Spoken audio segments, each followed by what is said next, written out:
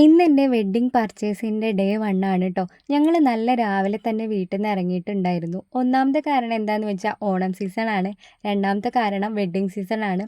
അതുകൊണ്ട് ആ തിരക്കൊക്കെ ഒന്ന് ഒഴിവാക്കിയിട്ട് നല്ല കാമായിട്ട് സെലക്ട് ചെയ്യാൻ വേണ്ടിയിട്ടാണ് ട്ടോ ഞങ്ങൾ ഇത്ര രാവിലെ ഇറങ്ങിയിട്ടുണ്ടായിരുന്നത്. കോഴിക്കോട് കസവ് കേന്ദ്രയിലായിരുന്നു ഞങ്ങൾ പോയിട്ടുണ്ടായിരുന്നത്.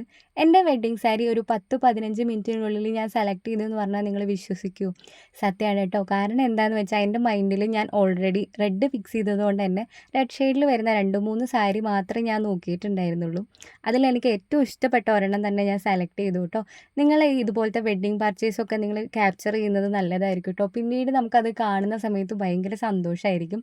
നമുക്ക് ഒരുപാട് സമയം പിന്നെ ചിലവായത് എന്തിനാന്ന് വെച്ചാൽ ബാക്കിയുള്ളവരുടെ സാരിയൊക്കെ സെലക്ട് ചെയ്യാൻ വേണ്ടിയിട്ടായിരുന്നു. കസവ് കേന്ദ്രയിൽ എനിക്ക് വെഡ്ഡിങ് സാരീസ് കൂടാതെ തന്നെ ഇതുപോലത്തെ സാരീസൊക്കെ നല്ല കളക്ഷൻ ഉള്ളതായിട്ട് തോന്നിയിട്ടുണ്ടായിരുന്നു ട്ടോ. വെഡ്ഡിങ് പർച്ചേസൊക്കെ ലാസ്റ്റ് മിനിറ്റിലേക്ക് വെക്കുന്നതിന് പകരമായിട്ട് 2, 3 മാസം മുന്നേ തന്നെ ചെയ്ത് വെക്കാൻ ശ്രദ്ധിക്കുക ട്ടോ. ആ സമയത്ത് നമ്മൾ ടെൻഷൻ അടിക്കുന്നത് അങ്ങനെ ഒഴിവാക്കി കിട്ടും. അതുമാത്രമല്ല അവിടെ പോയ ആർക്കൊക്കെ വാങ്ങണം, എന്തൊക്കെ വാങ്ങണം എന്നുള്ള കാര്യം ഒരു ഐഡിയ ഉണ്ടാക്കി വെച്ചതിന് ശേഷം മാത്രം പോവുക ട്ടോ.